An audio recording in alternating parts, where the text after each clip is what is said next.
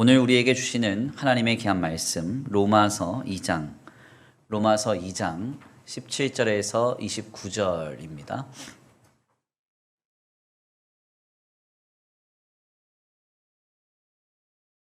로마서 2장 17절에서 29절까지의 말씀.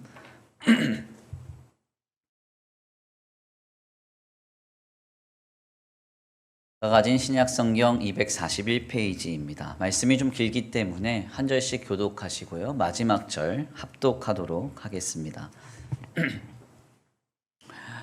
유대인이라 불리는 내가 율법을 의지하며 하나님을 자랑하며 율법의 교훈을 받아 하나님의 뜻을 알고 지극히 선한 것을 분간하며 맹인의 길을 인도하는 자요 어둠에 있는 자의 빛이요 율법에 있는 지식과 진리의 모본을 가진 자로서 어리석은 자의 교사요 어린아이의 선생이라고 스스로 믿으니 그러면 다른 사람을 가르치는 내가 내 자신은 가르치지 아니하느냐? 도둑질하지 말라 선포하는 내가 도둑질하느냐? 간음하지 말라 말하는 내가 간음하느냐 우상을 가증히 여기는 내가 신전 물건을 도둑질하느냐 율법을 자랑하는 내가 율법을 범함으로 하나님의 욕되게 하느냐? 기록된 바와 같이 하나님의 이름이 너희 때문에 이방인 중에서 모독을 받는도다. 내가 율법을 행하면 할례가 유익하나 만일 율법을 범하면 내 할례는 무할례가 되느니라. 그런즉 무할례자가 율법의 규례를 지키면 그 무할례를 할례와 같이 여길 것이 아니냐. 또한 본래 무할례자가 율법을 온전히 지키면 율법 조문과 할례를 가지고 율법을 범하는 너를 정죄하지 아니하겠느냐. 무릇 표면적 유대인이 유대인이 아니요 표면적 육신의 할례가 아니니라. 다 같이 봉독합니다. 오직 이면적 유대인이 유대인이며 할례는 마음에 할지니 영에 있고 율법 조문에 있지 아니한 것이라. 그 칭찬이 사람에게서가 아니요 다만 하나님에게서니라. 아멘. 할렐루야. 아멘. 할렐루야. 아멘. 오늘도 하나님의 예비하신 귀한 은혜가 있는 줄 믿습니다. 귀한 시간 하나님의 은혜로 새롭게 되시고 하나님의 귀한 말씀 가운데 힘을 얻고 변화받는 귀한 시간 되실 간절히 축원합니다. 우리 다 같이 믿음으로 선포합니다. 다 잘 되고 있습니다. 하나님께서 하십니다. 시작. 다 잘 되고 있습니다. 하나님께서 하십니다. 아멘. 다시 한번 선포합니다. 마음을 새롭게 합시다. 외식을 버리고 전심으로 행합시다. 시작. 마음을 새롭게 합시다. 외식을 버리고 전심으로 행합시다. 아멘. 오늘도 신령과 진정으로 예배 가운데 하나님 앞에 예배하는 우리 성도들 모두에게 주님의 풍성한 은혜와 사랑이 크게 역사하시길 간절히 축원합니다. 오늘은 귀한 시간 귀한 말씀을 통하여서 외식하는 이유라는 제목으로 하나님의 귀한 말씀 함께 나누고자 합니다. 미국의 미주 사회에 마치 전설처럼 내려져 오는 이야기 하나가 있습니다. 사람들마다 각기 말하는 내용이 조금 상이하기 때문에 최대한 사실에 근거해서 그 내용을 나누자면요, 이런 이야기입니다. 어느 날 한 노 부부가 미국의 최고의 명문 대학이라고 불리는 하버드 대학에 찾아가서 총장을 좀 만나고 싶다 요청합니다. 그랬더니 행색이 누추했던 이 노부부의 외모를 보고는 그 학교의 직원이 이 핑계 저 핑계를 대면서 만나게 하지 못하게 했는데요. 그러다가 결국 수시간이 지나서 간신히 이 노부부는 총장을 만나게 됩니다. 노부부가 총장에게 자신의 아들을 위해서 대학에 건물을 하나 짓고 싶다 이렇게 말을 했는데, 그때 총장은 이 노부부의 누추한 행색을 보고는 기겁을 하면서 그 제안을 단칼에 거절합니다. 결국 이 노부부는 그 총장실을 나가면서 학교의 어느 직원에게 이 대학을 짓는데 돈이 얼마나 듭니까? 이렇게 물어보았고요. 그 직원은 당시 하버드 대학의 전체 건물을 짓는데 750만 불 정도 들었다는 이야기를 전해줍니다. 이 답변에 놀랍게도 노부부는 그 정도면 되는군 하더니 돌아가서는 캘리포니아에 500만 달러를 들여서 대학을 하나 짓는데요. 이 대학이 그 유명한 스탠포드 대학교입니다. 사실 우리에게는 미국의 아이비리그 대학 중에서 최고 명문으로 하버드 대학을 많이 이야기하곤 하지만요. 전 세계 대학 순위에서는 사실 하버드 대학보다 이 스탠포드 대학이 훨씬 더 순위가 높습니다. 실상 소위 이과 문과 할 것 없이 전 세계에서 가장 들어가기 어려운 대학으로 오늘날 미국 사회에 막대한 영향력을 행사하는 이 스탠포드 대학이 바로 이러한 비하인드 스토리를 바탕으로 지어졌다는 이야기입니다. 아마도 모르긴 몰라도 당시 하버드 대학의 총장은 이 사실을 알고는 땅을 치며 후회했겠죠. 예. 누추한 행색의 노 부부가 건물을 지을 때 돈을 내면 얼마나 내겠어 하면서 거절했던 자신의 모습을 한심하게 여기고 그리고서는 굉장히 많이 안타까워했을 겁니다. 그리고 아마도 그 노 부부를 한참이나 기다리게 만들었던 그 직원은 바로 해고를 당했을지도 모르겠어요.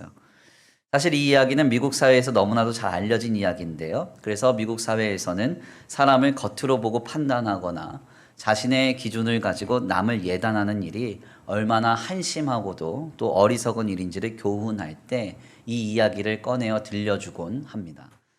사실 우리의 신앙생활에서도 이런 일은 왕왕 나타나죠. 성경은 여러 번에 걸쳐서요. 하나님께서는 우리의 외모를 보시지 않는다는 점을 지나칠 정도로 강조합니다. 여기서 외모란 단순히 생김새를 의미하는 것이 아니라요. 외적인 어떤 행동과 그의 삶에 표면적으로 나타나는 모든 표출, 모든 모습을 의미합니다. 그래서 하나님은 겉으로 드러나는 성도의 모든 삶의 외면적인 측면으로 인해서 그를 평가하거나 판단하시지 않습니다. 주님이 보시는 것은 무엇일까요? 성경은 우리에게 하나님은 외모가 아닌 중심을 보신다. 이렇게 교훈하죠. 여기서 중심이란 헬라어 원어를 좀 살펴보니까 모든 행동과 생각이 나오는 마음의 근원을 뜻합니다. 그러니까 주님은 우리의 내면 깊숙한 곳에서 지금 역동하고 있는 그 심령의 동기를 주목하여 보시고 그것을 가장 중요한 성도를 바라보는 기준과 평가로 주님께서 여기신다는 것이죠. 그래서 우리가 하나님 앞에서 신앙생활을 할 때 조심해야 할 점은 우리 자신과 그리고 혹은 누군가에 대해서 말하거나 평가할 때 그의 삶에 외면적으로 감당되는 어떤 행동이나 삶의 모습을 가지고 그의 삶의 모든 어떤 외면적인 측면을 통해 하나님 앞에서의 평가를 우리가 결정해서는 안 된다는 이야기입니다. 일주일에 한 번 어떤 성도는 예배를 잘 감당합니다. 늘 성경책을 지니고 다니거나 보거나 읽고 살아갑니다. 식사 시에는 꼭 기도도 하고요. 하나님 앞에서 귀한 예물도 잘 감당하며 헌신할지도 모릅니다. 그러나 이 모든 행동이 그가 하나님 앞에서 참 신자임을 근거 삼는 기준이 될 수는 없다는 것이죠. 아멘입니까? 무엇이 중요해요? 우리의 외면으로 나타나는 어떤 모습이나 그 외모가 중요한 것이 아니라 바로 하나님 앞에서 그가 어떠한 마음으로 서 있는가, 그는 어떠한 심령으로 주님 앞에 서 있는가 하는 것이 중요하다는 이야기입니다. 우리는 그 내용을 주님께서 두 렙돈의 헌금을 감당하는 과부를 칭찬하시는 사건을 통해서 확인할 수 있습니다. 예수님께서 어느 날 사람들이 예루살렘 성전에 줄을 서서요, 성전 봉헌함, 그러니까 헌금함 앞에서 헌금하는 내용을 가만 지켜보고 계셨습니다. 그러다가 느닷없이 과부가 두 렙돈의 헌금을 하는 것을 보시고는 과부를 칭찬하시면서 이 과부가 여기 있는 모든 사람들보다 가장 많이 헌신했다고 칭찬하셨어요. 누가복음서 21장 1절에서 4절인데요. 우리 함께 다 같이 봉독합니다. 시작. 예수께서 눈을 들어 부자들이 헌금함에 헌금 넣는 것을 보시고 또 어떤 가난한 과부가 두 렙돈 넣는 것을 보시고 이르시되 내가 참으로 너희에게 말하노니 이 가난한 과부가 다른 모든 사람보다 많이 넣었도다. 저들은 그 풍족한 중에서 헌금을 넣었거니와 이 과부는 그 가난한 중에서 자기가 가지고 있는 생활비 전부를 넣었느니라 하시니라. 아멘. 주님이 두 렙돈의 헌금을 봉헌하는 이 과부를 칭찬하시면서 이 과부가 여기 있는 모든 사람들보다 가장 많이 하나님께 드렸다. 이렇게 칭찬하셨어요. 도대체 이 두 렙돈이라는 이 화폐의 가치가 얼마이기에 주님이 이렇게 칭찬을 하셨을까요? 예수님 당시의 화폐 가치를 좀 살펴보면요. 두 렙돈은 한 고드란트입니다. 그런데 이 네 고드란트는 한 아사리온이거든요. 그런데 16 아사리온은 한 데나리온이에요. 그래서 한 데나리온은 노동자의 하루 품삯입니다. 왜 아침부터 이렇게 어렵게 수학을 하나 생각이 들 텐데, 그래서 노동자의 하루 품삯을 우리가 최저임금을 기준으로 한 8시간에서 10시간 이상 일했다고 치고 하루에 한 10만 원 정도 벌었다고 치면 64로 이 10만 원을 나누면 두 렙돈이 얼마인지가 나옵니다. 그러면 1,530 얼마가 나와요. 그러니까 한 1,500원 정도 이렇게 하나님께 드린 거예요. 1,500원 정도밖에 안 되는 이 작은 금액의 가치를 하나님께 드린 이 과부를 우리 예수님은 가장 많이 드렸다, 하나님께 가장 귀한 헌신을 했다 칭찬하십니다. 도대체 왜 이렇게 주님이 하셨을까요? 우리가 이 본문을 잘 이해하기 위해서는 이 사건이 언제 어디에서 일어났는지를 우리가 전제할 필요가 있습니다. 놀랍게도 과부의 두 렙돈 칭찬 사건은요, 예수님께서 십자가를 지시기 직전에 예루살렘 성전에서 감당하신 사역이에요. 도대체 예수님은 이제 막 십자가를 지시러 가야 하는데 굳이 왜 성전 봉헌함 곁에 서셔서 사람들이 헌금하는 것을 가만 지켜보고 계셨을까요? 십자가를 지시려고 하니까 마음이 허해지셔서 사람들이 돈이 얼마나 갖고 있나 궁금해지셔서 주님이 그거 보고 계셨을까요? 네, 그런 거 아닙니다. 이는 율법에서 복음으로의 전환을 의미하는 아주 중요한 사역이었죠. 예수님께서 십자가를 지시기 전에는 하나님을 믿는 사람들이 자신이 하나님 앞에 신실함을 기준 삼는 오직 유일한 판단이 율법적 행위에서부터 기인이 됩니다. 그래서 그가 어떻게 하나님께 드렸느냐, 얼마나 드렸느냐, 무엇을 감당했느냐에 따라서 그들의 신실함이 판단받고 평가가 되는 것이죠. 그래서 예루살렘 성전에서도 많은 액수의 봉헌을 감당하는 자들, 부자들은 의기양양하게 와서 봉헌하고 그 공동체 가운데 인정받고 대접받고 그랬습니다. 그러나 과부와 같이 얼마 되지 않는 가치의 헌금을 감당하는 사람들은 부끄러운 마음으로 와서 마치 숨어서 드리듯이 두 렙돈과 같은 작은 금액을 하나님 앞에 봉헌했던 것이죠. 그런데 예수님께서 십자가를 지시기 직전에 바로 이러한 그들의 기준을 뒤집으시는 거예요. 엎으시는 거예요. 뭐라고 말씀합니까? 과부가 가장 많은 헌신을 감당했다. 아멘입니까? 이제는 외적인 기준과 눈에 보이는 세속적인 가치로 누가 하나님 앞에 큰 일을 감당했느냐, 무엇을 드렸고 얼마나 드렸느냐, 했냐 안 했냐, 이거 가지고 그가 하나님 앞에 헌신을 드림을 평가받는 게 아니라 이제는 예수 그리스도 안에서 마음과 중심을 드려야 하나님 앞에 가장 큰 일을 감당하는 자로 하나님께 인정받는 새 시대가 열렸다는 거예요. 구약 율법적 기준에서 이제는 복음, 신약, 새로운 언약의 시대가 열렸다는 선포를 이 사건을 통해서 주님이 감당하시는 겁니다. 그래서 예수님께서는 굳이 십자가를 지시기 직전에 안 그래도 마음이 어렵고 힘드신데요, 땀방울이 핏방울 되도록 기도하셔야 되는 그런 어떤 사건을 눈앞에 두고 계셨는데요, 그럼에도 불구하고 복음으로 열리는 새로운 신약의 시대를 분명하게 알리시고자 성전 봉헌함 곁에 서서 사람들이 어떠한 마음으로 하나님 앞에 드리는가를 주목하여 보셨고, 그 중에서도 과부를 칭찬하시면서 과부의 그 두 렙돈의 헌신된 중심을 높이 평가하신 것입니다. 무엇이 중요하다는 거예요? 우리의 마음이 중요하다는 것이죠. 성도가 어떠한 중심으로 하나님 앞에 서 있는가, 어떤 얼마만큼의 세속적 가치를 헌신했다, 얼마만큼의 물질적인 가치를 주님께 드렸다, 했다 안 했다가 중요한 것이 아니라 과부처럼 누군가가 보기에는 별것 아닌 것 같은 작은 것 드렸지만 그 중심으로는 모든 것을 다 드려도 부족하고 아쉬운 마음으로 하나님 앞에 뜨거운 중심으로 설 때 주님은 그 마음을 받으신다는 거예요. 오늘 본문의 말씀은 바로 이러한 방향에서 우리에게 매우 큰 깨달음을 줍니다.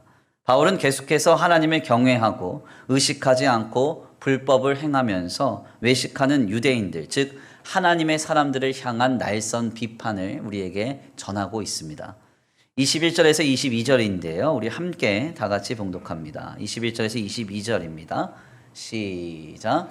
그러면 다른 사람을 가르치는 내가 내 자신은 가르치지 아니하느냐? 도둑질하지 말라 선포하는 내가 도둑질하느냐? 간음하지 말라 말하는 내가 간음하느냐? 우상을 가증히 여기는 내가 신전 물건을 도둑질하느냐. 아멘. 아멘. 오늘 본 말씀 21절에서 22절 말씀 보면은 자신들의 가르침과 자신들이 주창하는 바와 다른 삶을 살아가고 있는 외식하는 자들의 삶을 바울이 강하게 비판합니다. 예나 지금이나 하나님을 믿는다고 하는 사람들의 외식은 실상 악한 결과를 낳죠. 어떤 일이 벌어지느냐? 하나님을 욕되게 하고요. 주님께서 이방인으로부터 세상으로부터 비난을 받는 일을 불러일으킵니다. 23절에서 24절인데요. 우리 함께 봉독합니다. 시작. 율법을 자랑하는 내가 율법을 범함으로 하나님을 욕되게 하느냐. 기록된 바와 같이 하나님의 이름이 너희 때문에 이방인 중에서 모독을 받는도다. 아멘. 네. 어떤 말을 전하고 있습니까? 말과 삶이 다른 성도들로 인해서 하나님이 욕을 먹고 세상으로부터 비난을 받는다고 말하고 있어요. 그래서 실상 소위 건전한 신학자들은 성도 한 사람 한 사람들이 역사적인 의식을 가져야 함을 말합니다. 역사의식이란 뭡니까? 예수를 그리스도로 믿어 하나님의 자녀된 우리 한 사람 한 사람은 그냥 있다가 없어지는 인생이 아니라 하나님의 나라의 역사의 일부로서의 삶을 산다는 거예요. 그래서 단지 한 사람의 개인의 일탈과 범죄는 한 신자의 일탈과 부정과 범죄가 아니라 하나님 나라에 영향을 주는 일로 나타난다는 거죠. 결국 다가올 세대에 지대한 영향을 미치고요. 하나님을 욕되게 하고요. 주님이 세상의 지탄을 받음으로써 하나님의 사역을 가로막는 현상을 불러일으킵니다. 그래서 성도는 이런 일이 나타나지 않도록 나 한 사람이 하나님의 역사의 아주 중요한 일부임을 기억하고 살아가야 돼요. 제가 간혹 믿지 않는 자들과 이런저런 대화를 나누다 보면 정말 깜짝 놀라는 한 가지가 있습니다. 그게 뭐냐면 믿지 않는다고 하는 비그리스도인들 중에서 교회 생활을 경험하지 않은 사람을 찾아보기가 많이 어렵습니다. 그러니까 어린 시절이든 중학교 시절이든 고등학교 시절이든 하물며 군대에서든 교회 생활을 경험해 보신 분들이 상당히 많습니다. 문제는 왜 지금은 다니지 않습니까? 하는 이 질문에 그들은 거의 대부분 교회 안에서 일어난 사람들 문제 때문에 교회를 다니지 않습니다. 이렇게 답한다는 거예요. 이것은 상당히 가슴 아픈 이야기죠. 하나님께서 이 땅에 교회를 왜 세웠는가? 구원의 방주로서 하나님의 사람들을 하나님의 거룩한 구원의 역사로 생명의 역사로 인도하시고 사용하시기 위해서 주님의 교회를 세웠잖아요. 근데 정작 수많은 사람들은 교회에 와서 성도들 문제 때문에 사람들 문제 때문에 시험 들어서 신앙을 포기한다는 거예요. 그러니까 이런 일들을 보시는 우리 하나님께서는 얼마나 기가 막혀 하시겠습니까? 실상 종교개혁자들은 그래서 하나님의 성도 한 사람 한 사람이 하나님 앞에 참된 신자로 세워져 가는 일의 중요함을 깨닫고 이 일에 굉장히 많이 매진했습니다. 이러한 그들의 열심으로 나타난 결과가 바로 교리문답인 거예요.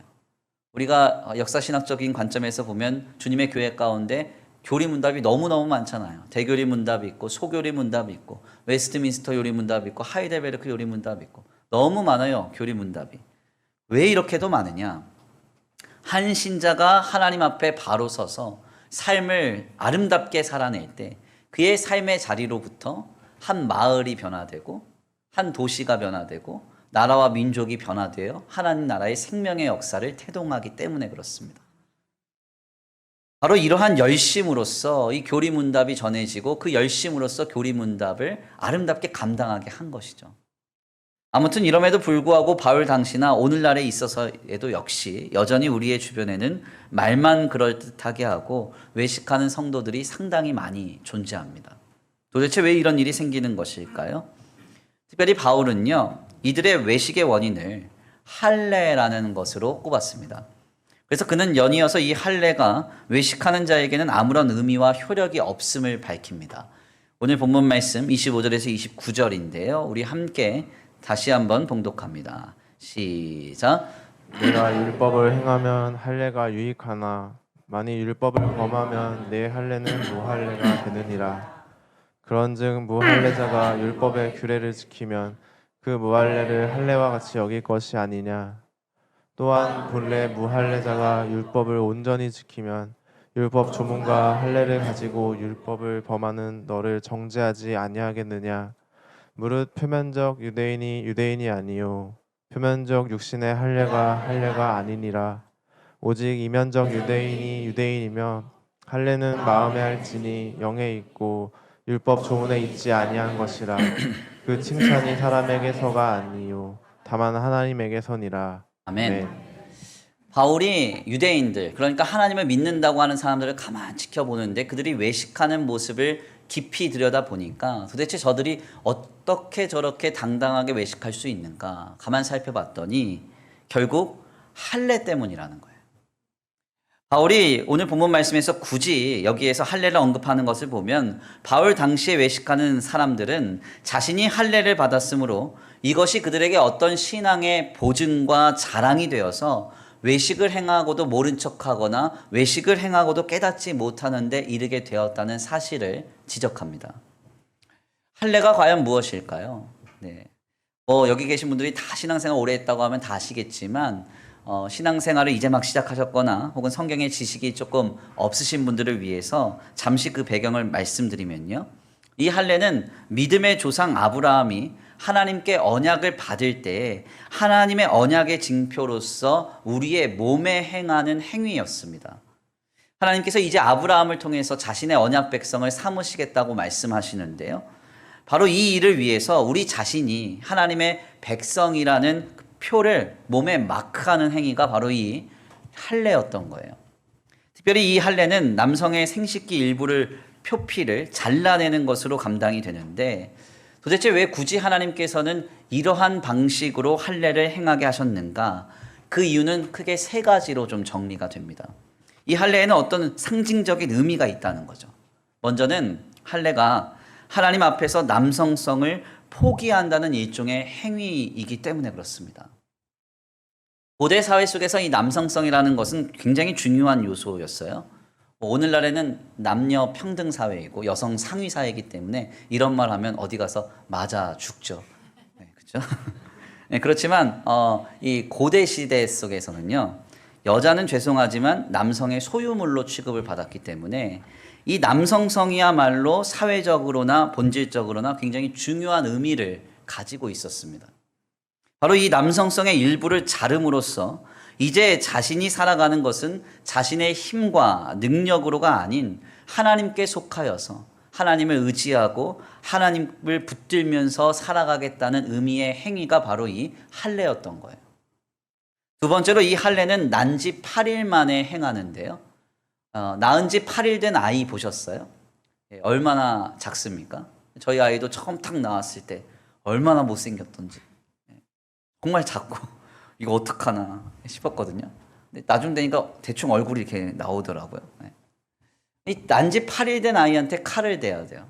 칼을 댄다는 건 뭐예요? 우리의 생명이 하나님께 있음을 맡기는 거예요. 아멘. 두 번째로 그래서 이 할례는요, 우리의 생명이 하나님께 있음을 상징하는 행위의 의미가 있는 거예요. 마지막으로 이 할례는 참 특별한 의미가 있는데 인체 구조상 모든 살은 잘라내면 또다시 새 살이 돋습니다. 저 같은 경우도 운동을 하다 보니까 막 굳은 살이 배겨요. 굳은 살을 잘라내면 그 자리에 또 살이 돋아나요. 그렇죠? 그런데 희한하게도 생물학적으로 볼 때 이 할례를 행하는 부위는 그 살이 다시 자라나지 않습니다. 결국 할례를 행한 자는 평생 그 언약의 마크를 지니고 살아감으로써 자신이 하나님의 백성이라는 사실을 항상 몸으로 확인하며 나아갈 수 있는 은혜를 입게 되는 것이죠. 그래서 이 구약의 할례는 하나님께서 은혜로 우리에게 주신 거예요. 행하라 하신 것입니다. 결국 이 할례는 골로새서 2장 11절에서 12절 말씀에 따르면 이제 예수 그리스도 안에서 성부와 성자와 성령의 이름으로 행하는 세례로 갱신되는데요. 골로새서 2장 11절에서 12절입니다. 우리 함께 다 같이 봉독합니다. 시작. 또 그 안에서 너희가 손으로 하지 아니한 할례를 받았으니 곧 육적 몸을 벗는 것이요 그리스도의 할례니라.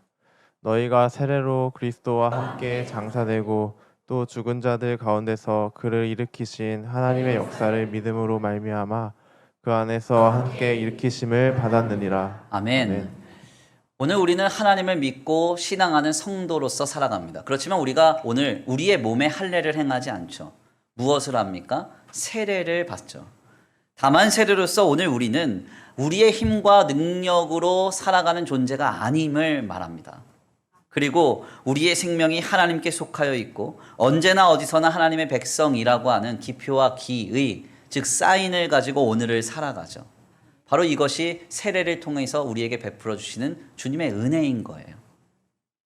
아무튼 하나님께서는 자신을 부인하고 포기하며 우리의 생명이 하나님께 속하여졌고 더 나아가 언제나 어디서나 우리 모두가 하나님의 자녀라는 언약의 마크로서 몸을 할례로서 지니고 살아감을 허락하셨는데요.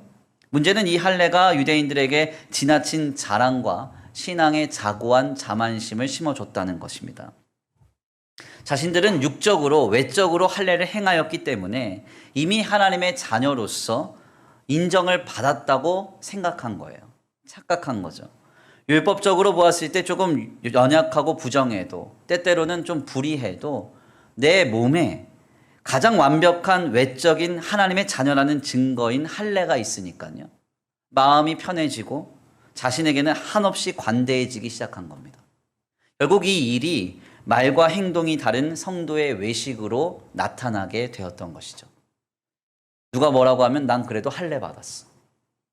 당신 왜 이렇게 부정합니까? 왜 불의합니까? 해도 나는 할례 받았어. 하나님의 택한 백성이야.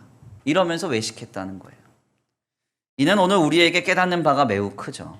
오늘 우리에게도 할례와 같이 하나님의 자녀라는 자만심을 갖게 만들고 마치 외적인 할례가 있다고 해서 하나님께 이미 인정받은 양 착각하게 만드는 여러 가지 외적인 요소가 있다는 겁니다. 대표적으로 그 내용을 세 가지로 좀 나눠보면요. 첫 번째로는 직분을 들 수 있습니다. 우리가 교회 공동체 가운데 집사의 직분을 받아요. 그리고 권사, 안수집사, 장로, 목사의 직분을 받습니다. 이런 직분은 때때로 우리가 하나님의 자녀라는 사실을 깨닫게 만들고요. 건전한 신앙생활을 도전하기도 하는 긍정적인 영향을 줍니다. 문제는 어떤 분들은 이런 직분을 자신의 자랑과 신앙생활의 자부심으로 여기고 이것으로 인해서 자만하게 되어서 외식하거나 불의한 일들을 감당함을 마땅하게 여긴다는 거예요. 그래서 누가 뭐라고 하면 내가 어떤 교회 장로입니다. 내가 뭐라고 하면 당신 왜 외식합니까? 왜 부정합니까? 하면 내가 어느 교회 큰 교회 권사입니다. 이런 식으로 이야기하고 그냥 넘어가려고 그래요. 하물며 내가 목사입니다. 이러면서 넘어가려고 해요. 우리가 하나님의 자녀로서 평가받는 근거가 우리의 직분일까요? 그렇지 않습니다. 직분은 하나님께서 베풀어 주신 은혜에 대한 감사로 보답하기 위해 세워진 봉사직이에요. 아멘. 그러니까 하나님의 자녀로 평가받는 그 기준이 직분은 아닙니다. 오죽하면 그런 이야기가 있잖아요. 하나님께서 천국에서 성도들이 들어오니까 막 맞이하시는 겁니다. 천국 보좌에서 가만 보니까 저기서 평신도가 내려오는 거예요. 평신도가 들어오니까 얼마나 기쁜지 주님이 두 손 두 발 다 들고 막 뛰쳐나가서 문 밖에까지 나가서 평신도를 맞이했습니다. 그 다음에 이제 집사님이 오시니까 문 밖에까지는 나가지 않고 문 앞에서 맞이하시더라는 거예요. 그리고 나서 이제 권사님, 장로님 들어오시니까 천국 보좌에서 내려와서 계단까지만 와서 왔냐고 하면서 안아주시고 맞이하시더라는 거예요. 이제 드디어 목사님이 왔어요. 사람들이 이제 기대했죠. 목사님 얼마나 맞이해 주실까. 그랬더니 이 하나님이 천국 보좌에서 내려오시지도 않고 앉아가지고 왔어? 들어가 이러더라고요. 그래서 옆에서 보고 있던 한 성도가 보다 못해서 아니 하나님 평생 주님의 일 하다가 천국 오신 목사님 왜 뛰쳐나가 맞이해 주시지 않습니까? 그랬더니 하나님이 그랬다는 거예요. 안 돼. 야 쟤는 걸핏하면 내 자리에 앉으려고 해서 내가 일어날 수가 없어. 그랬다는 거예요. 유머지만 우리에게 던져주는 메시지가 너무 크죠.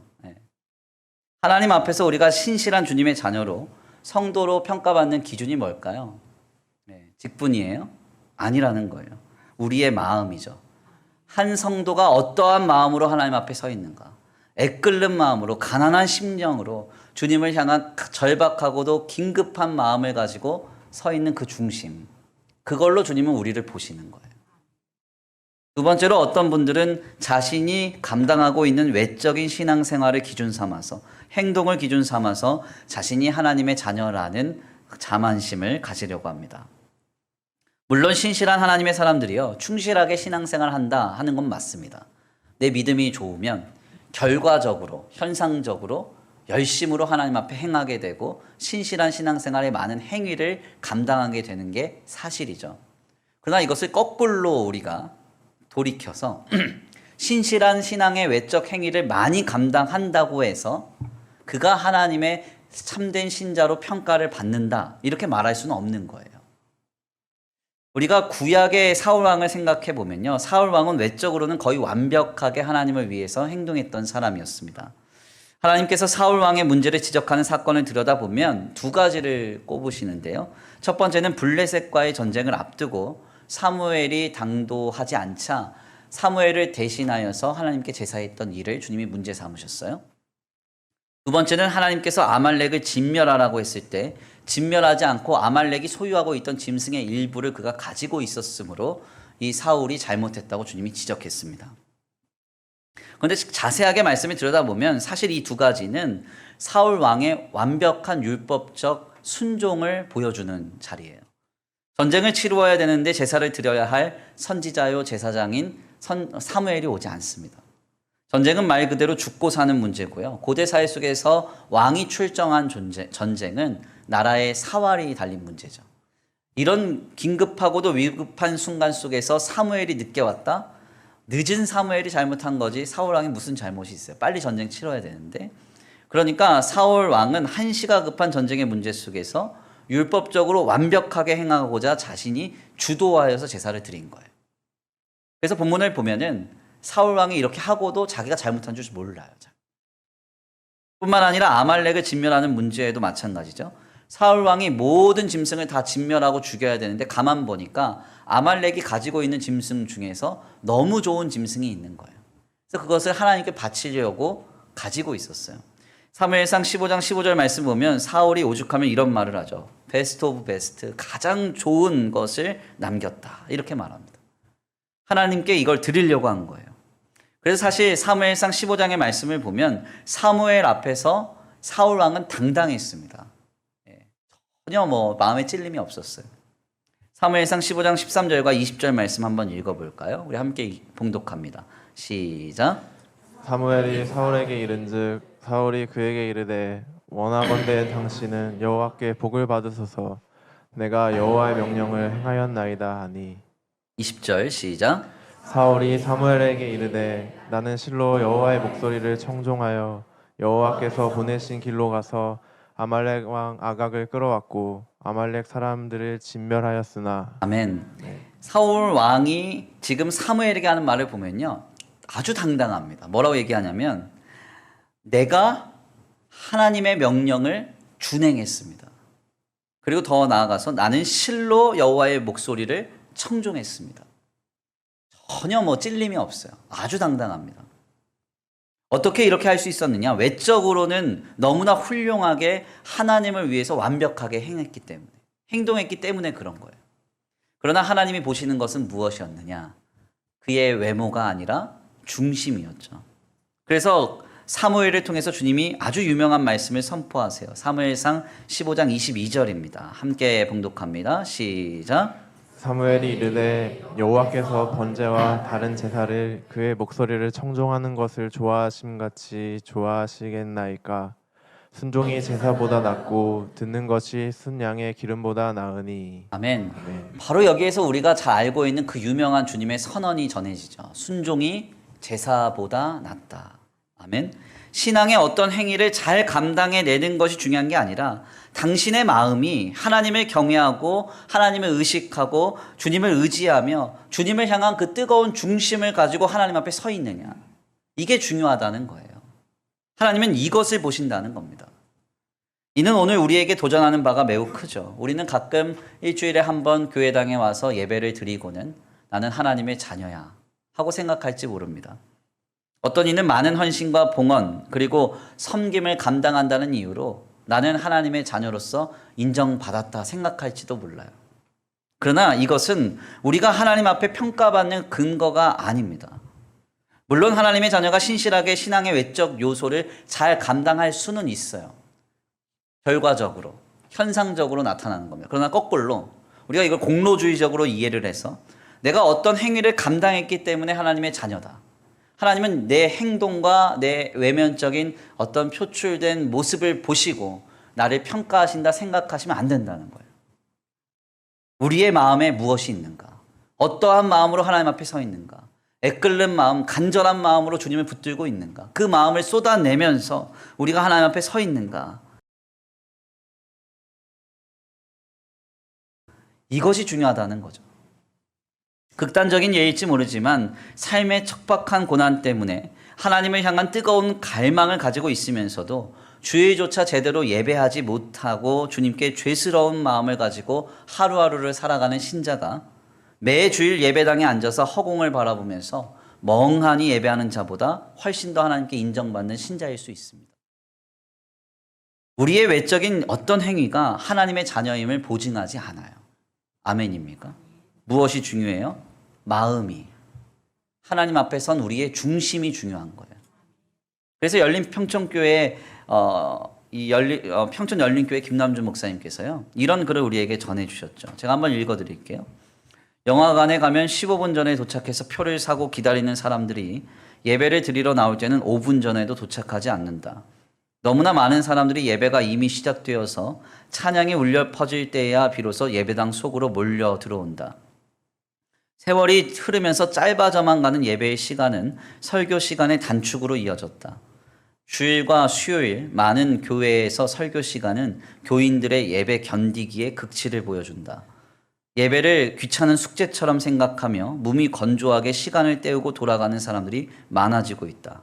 나는 목회자로서 그리고 신학인으로서 말한다. 그러한 예배의 대부분의 현장에는 하나님이 안 계시다고. 아멘입니까? 굉장히 충격적인 통찰이죠. 마지막 말씀이 인상적이에요. 그러한 예배의 대부분의 현장에는 하나님이 안 계신다. 예배를 우리가 감당했다. 예배의 자리에 있다. 어떤 헌신의 자리에서 어떤 행동을 감당했다. 이게 중요한 게 아니라 어떤 마음과 어떤 중심으로 하나님 앞에 서 있는가.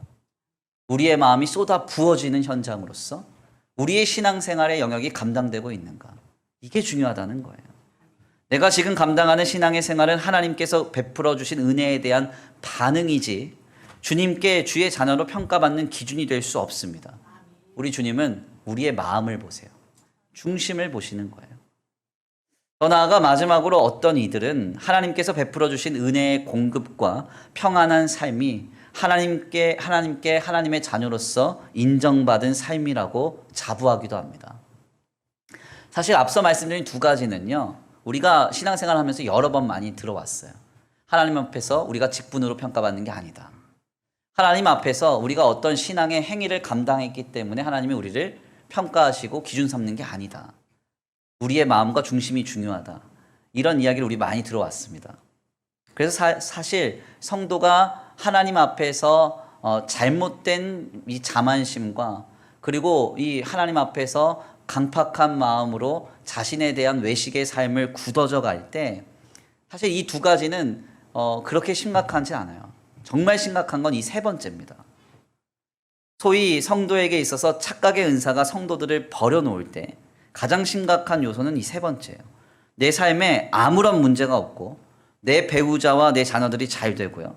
뭔가 복을 받아서 내가 지금 누리고 있는 삶을 살아간다고 생각할 때 내가 하나님의 자녀로 인정받았다고 착각해요.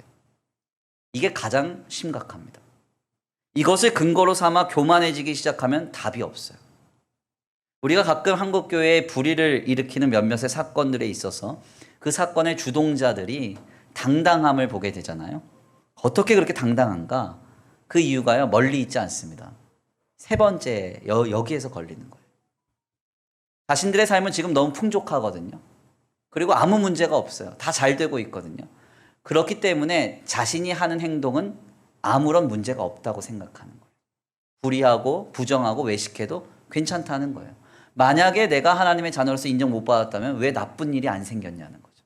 병이 들거나 망하거나 해야 되는데 오히려 더 잘 되잖아요. 더 많이 얻고 누리고 있잖아요. 그러니까 결국 여기에서 교만해진 성도들은 더 외식하고 더 부정하고 더 불의하게 되는 것이죠. 실상 혹여 우리의 삶에 차고 흔들어 넘치는 복이 생기고요. 많은 공급과 많은 누림이 있다 할지라도 그것이 내가 하나님의 자녀로서 인정받은 근거라고 생각하시면 큰 착각입니다. 이건 너무 큰 오해예요. 성경을 잘 들여다보면 오히려 하나님의 말씀은 우리가 풍요롭고 평안하며 번성할 때에 경계하고 조심해야 한다고 말합니다. 그래서 다윗도요, 풍요롭고 번성할 때 범죄했어요. 솔로몬도 성전 다 지어놓고 그리고 나서 풍요롭고 번성하고 평안할 때 주님을 떠나서 불신앙으로 넘어집니다. 더 나아가 주님이 보시기에 가장 악한 왕이었던 아합과 이세벨의 시대는 북이스라엘의 역사상 가장 잘 살던 시대였어요. 찬란한 영광의 시대였어요. 그 시대가 하나님 보시기엔 가장 악한 시대였어요. 무슨 말입니까? 우리의 삶에 아무 문제가 없고 많은 공급과 누림이 있으면 혹은 어떤 성취가 찾아온다는 것은 내가 하나님께 인정받은 근거가 아니에요. 이것은 주님을 향하여 더욱 감사하며 주님을 더 의식하고 겸손해야 할 제목이 되어야 됩니다. 결코 이것이 우리의 자랑이나 신앙의 자부심으로 연결되어서는 안 된다는 거예요. 그래서 교회 안에서는 배우자 자랑하시면 안 됩니다. 자녀 자랑하시면 안 돼요. 어떤 소유나 성취 자랑하시면 안 됩니다. 표정들을 보니까 저는 자랑 안 해요. 이런 표정인데 잘하고 계신 줄 믿어요. 자랑할 게 생길 때마다 우리는 그 안에서 하나님께 더 감사하고 더 주님의 시선을 의식하고 겸손해야 돼요. 아멘. 오직 우리의 자랑은 우리를 구원하신 하나님과 하나님께서 영혼과 생명을 살리신 그 놀라운 하나님의 역사만 자랑해야 돼요. 하나님이 보시는 것은 무엇인가? 지금 내 상황과 조건과 형편 보시는 게 아닙니다. 내 마음, 하나님 앞에서 어떤 중심으로 서 있는가? 이거 보고 계세요. 하나님께서는 외모가 아니라 중심을 보시는 줄 믿습니다. 귀한 말씀을 정리하면서요, 우리는 지금 무엇으로 하나님의 자녀라는 인식을 갖고 있는가 하는 것을 생각해 보게 됩니다. 할례와 같이 외적으로 확인되고 드러나는 직분이나 우리의 어떤 외적인 신앙의 행위나 지금 내가 삶에 경험하는 상황과 형편은 우리가 하나님의 자녀라는 혹은 하나님께 신실하게 인정받았다고 하는 근거나 기준이 될 수 없습니다.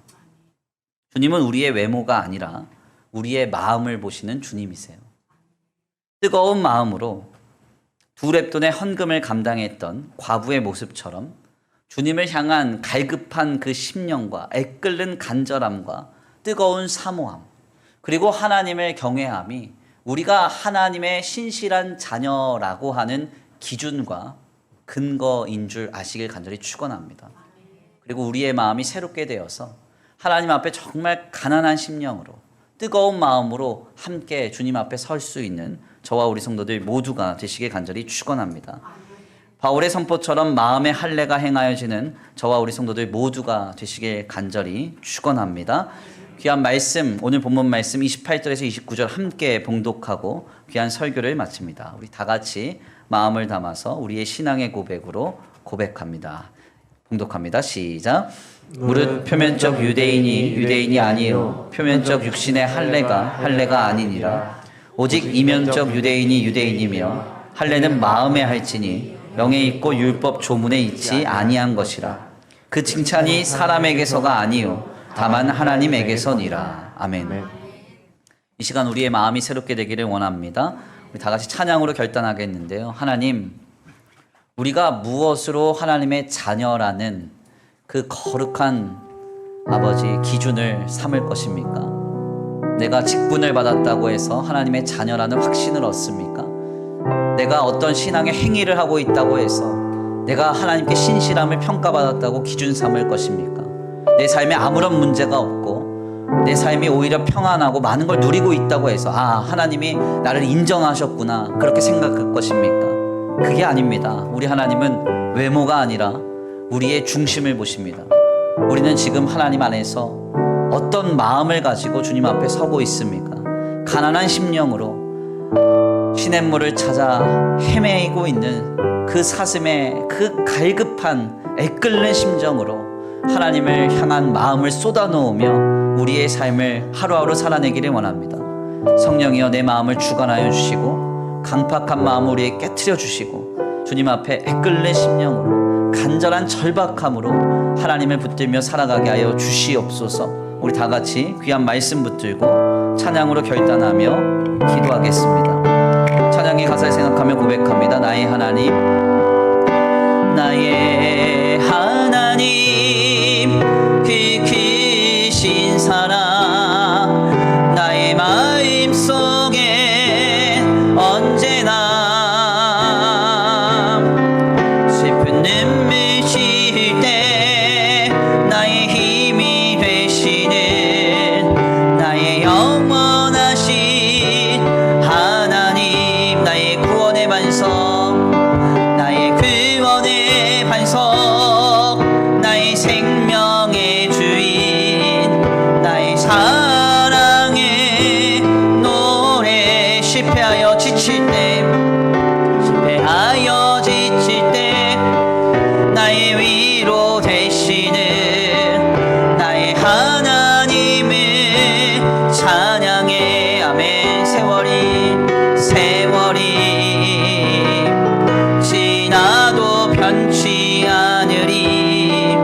내가 주를 사랑하는 마음, 즐거운 날이나 때론 슬픈 날이나 모두 하나님을 사랑합시다. 세월이 지나도 비바람 불어도 모두 하나님을 사랑합시다. 다시 한번 고백합니다. 나의 하나님, 나의 하나님, 그 크신 사랑 나의 마음 속에 언제나 슬픈 눈물 질 때, 슬픈 눈물 질 때 나의 힘이 되시는 나의 영원하신 하나님, 나의 구원의 반석, 나의 구원의 반석, 나의 생명의 주인, 나의 사랑의 노래. 아멘. 실패하여 지칠 때 나의 위로 되시는 나의 하나님을 찬양해. 세월이 지나도 변치 않으리. 아멘. 내가 주를 사랑하는 마음, 외로운 밤이나 험한 골짜기라도 나의 하나님은 동행하시니. 아멘. 내 영혼 언제나 하나님을 바라며 세상 끝날까지 사랑하리라. 세월이 지나도 변치 않습니다. 세월이 지나도 변치 않으리. 아멘. 내가 주를 사랑하는 마음, 즐거운 날이나 어은 날이나 때론 슬픈 날이나 모두 하나님을 사랑합시다. 세월이 지나도 비바람 불어도 모두 하나님을 사랑합시다. 아멘. 우리 이 시간 함께 기도하기 원합니다. 하나님, 우리 하나님 외모가 아니라 우리의 중심을 보십니다. 내 직분이나 내가 어떤 행위를 감당했는가, 지금 내가 어떤 삶을 살아가고 있는가를 보시는 것이 아니라 우리의 마음이 지금 하나님 앞에 어떠한 중심으로 서 있는가를 보십니다. 과부가 두 렙돈의 헌금을 감당하면서 하나님 앞에 자신의 마음을 쏟아 부었던 것처럼 하나님을 향한 그 애끓는 마음이, 그 절박한 심령이 우리의 마음이 되기를 원합니다. 주님, 우리의 마음이 뜨거워지게 하소서. 하나님 앞에서 우리 심령이 다시 한번 불이 붙게 하여 주옵소서. 우리를 구원하신 하나님 앞에 절박한 마음을 가지고, 뜨거운 마음을 가지고 설 수 있는 우리 심령이 이 시간 성령으로 아버지 회복되게 하여 주시옵소서. 우리 다 같이 귀한 말씀 붙들고 주여 한번 부르시고 통성으로 기도하며 나아가겠습니다. 주여 한번 부르시기로 합니다. 주여. 사랑과 은혜가 많으신 하나님 감사합니다. 귀한 자리로 하나님 앞에 나와 하나님의 귀한 말씀을 상고하며 주님을 붙들고 의지하며 나아갑니다. 하나님, 그렇습니다. 우리 하나님 보시는 건 나의 직분 아닙니다. 내 외면적으로 무엇을 감당하고 있고 내 모습이 어떠한가, 내 삶의 자리와 내 형편이 어떠한가 주님 보시지 않습니다. 우리의 마음이, 우리의 중심이 하나님이 절박하여서 마치 시냇물을 찾아 헤매이는 아버지 사슴과 같이 하나님 안에서 주님이 절박하고 간절해서 우리의 마음에 쏟아놓으며 살아가는 그 중심을 주님이 기준 삼아 보시는 줄 믿습니다. 하나님, 우리의 마음이 뜨거워지기 원합니다. 아버지, 뜨거운 마음으로 예배하고 뜨거운 마음으로 찬양하며 절박한 심령으로 간구하고 기도하며 하나님 앞에 설 수 있는 우리의 마음이 되게 하여 주옵소서. 주여, 주여, 주여. 아버지, 성령으로 우리의 마음과 우리의 생각을 주관하여 주시고 주여 우리를 다스려 주셔서 하나님, 강팍한 마음이 깨어지기 원합니다. 완악한 마음이 깨어지기 원합니다. 아버지, 주여 우리의 마음과 우리의 중심이 다시 한번 새롭게 되어지기를 원합니다. 하나님을 향한 뜨거운 마음을 가지고 하나님을 향한 뜨거운 중심을 가지고 이끌는 마음을 가지고 하나님 앞에 서게 하여 주옵소서. 하나님 앞에 서게 하여 주옵소서. 주님을 바라보게 하여 주옵소서. 아버지, 주여, 주여, 주여. 아버지, 허탄한 것으로 나의 자만심으로 삼으며 다 썩어 없어질 것으로 우리의 아버지 자부심으로 내세울 것이 아니라 오 하나님, 하나님 앞에서 아버지 뜨거운 마음으로 순종이 제사보다 낫다 하신 그 주님의 말씀을 붙잡고 하나님 앞에 아버지 절박한 심령으로 아버지 서는 우리 마음을 보시는 주님 앞에 우리 심령이 새롭게 되어지는 거룩한 은혜가 있게 하여 주시옵소서. 아버지, 도우실 줄 믿습니다. 함께 하실 줄 믿습니다. 역사하실 줄 믿습니다. 세월이 지나도 변치 않으리 내가 주를 사랑하는 마음 즐거운 날이나 때론 슬픈 날이나 모두 하나님을 사랑합시다. 세월이 지나도 비바람 불어도 모두 하나님을 사랑합시다.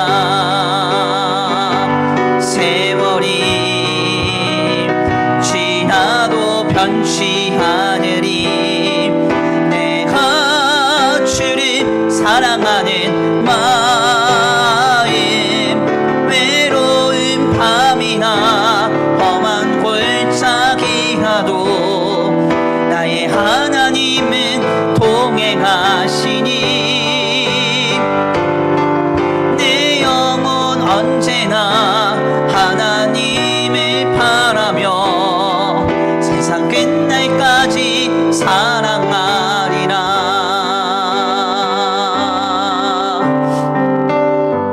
아멘. 하나님, 감사합니다. 오늘 귀한 시간, 귀한 자리로 주님 인도하여 주셔서 하나님 앞에 나와 하나님의 귀한 말씀을 상고하게 하시니 감사합니다.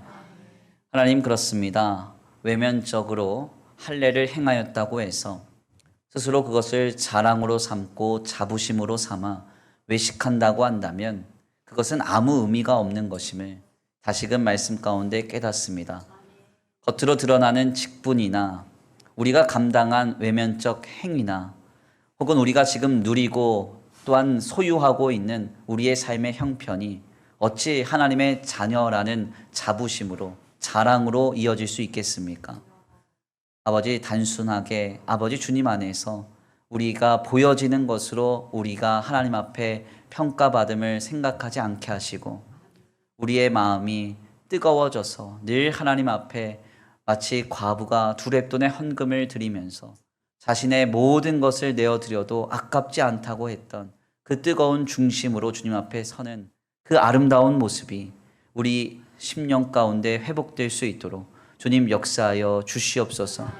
하나님 앞에 간절한 마음과 뜨거운 중심으로 살아갈 수 있도록 성령이여 우리 가운데 내주하셔서 역사하여 주시옵시고, 강팍한 마음이 있다면 완악해져 버린 마음과 아버지 잘못된 착각과 오해로 아버지 허탄한 자부심과 자랑 삼고 있다면 우리의 마음을 깨트려 주시고 늘 하나님 앞에 심령이 가난하여서 주님을 간절히 붙들며 살아갈 수 있는 우리의 마음이 되도록 주님 복내려 주시옵소서. 이 시간 겸손한 모습으로 하나님 앞에 예배하고 돌아가는 발걸음 안전히 거하게 하여 주시옵시고, 한 주간의 삶을 주님 앞에 의탁합니다. 하나님, 내 힘으로가 아니라, 내가 누리는 내 의지로가 아니라 아버지 주님께서 허락하신 삶을 하나님 앞에 겸손히 살아갈 때 하나님이 함께 하시는 복과 은혜를 누리는 복된 한 주간 되게 하여 주시옵시고, 우리의 영과 육과 혼에 그 어떤 악한 것도 틈타지 않으며 주님이 눈과 같이 지켜 보호하사 하나님 안에서 거룩한 은혜를 누리는 복된 한 주간 되게 하여 주시옵소서. 이 시간 하나님 앞에 귀한 예물 올려드립니다. 이 예물이 쓰여지는 곳곳마다 영혼과 생명이 살아나게 하시고 하나님의 나라와 주님의 복음을 위하여 쓰임받는 거룩한 예물 되게 하여 주시옵시되, 주님 드려진 손길을 기억하여 주셔서 이삭이 흉년 가운데서도 100배의 결실을 얻었던 복과 은혜와 하나님의 역사가 차고 흔들어 넘치도록 공급되는 은혜가 있게 하여 주시옵소서. 도우시고 인도하시며 함께 하실 줄 믿고 감사함을 올려드리오며 사랑과 은혜가 많으신 우리 구주 예수 그리스도의 이름으로 감사하며 기도 올려드립니다. 아멘. 이제는 우리 주 예수 그리스도의 은혜와 성부 하나님의 극진하신 사랑하심과 성령 하나님의 내주 교통하심이 오늘 귀한 말씀 가운데 깨닫고 외모가 아닌 중심을 보시는 하나님 앞에 심령이 가난하여서 주님 앞에 뜨거운 마음으로 살아가기로 결단하는 모든 성도들 머리머리 위에 이제로부터 영원토록 함께 있을지어다.